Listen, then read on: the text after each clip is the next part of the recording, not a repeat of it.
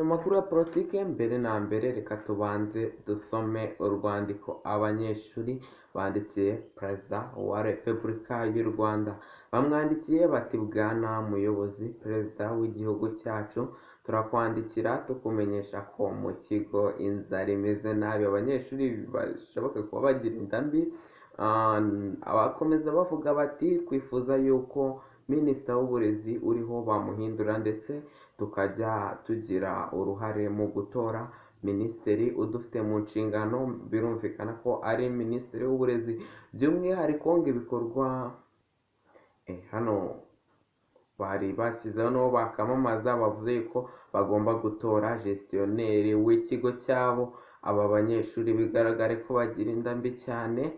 Twakomeje rero, banasabye ikindi bavuga yuko abahungu bakomeje gukandamizwa bitewe n'uko ngo hakiri ikibazo cy'uko batabafatira ku manota amwe mu kujya mu bigo bya interna. Abakobwa bafatira ku manota make, abahungu bagafatira kuri menshi. Ibyo bigahurira n'ikindi kibazo cy'uko bubaka icyumba cy'umukobwa ariko bo ntibabubakire icyumba cy'umuhungu. Ngo iki cyumba cy'umuhungu rero ngo cyajya kijyamo umuhungu washyukwe.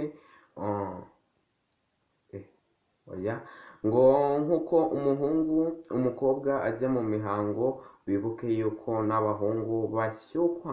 Ngo ndetse iki cyumba uretse kuba cyajyamo abahungu bashyukwe, gishobora no kujyamo abahungu b'abanyaziya. Byumvikane yuko atari abanyaziya b'abadiyasipora, wenda ari abanyazi bo ku buriri.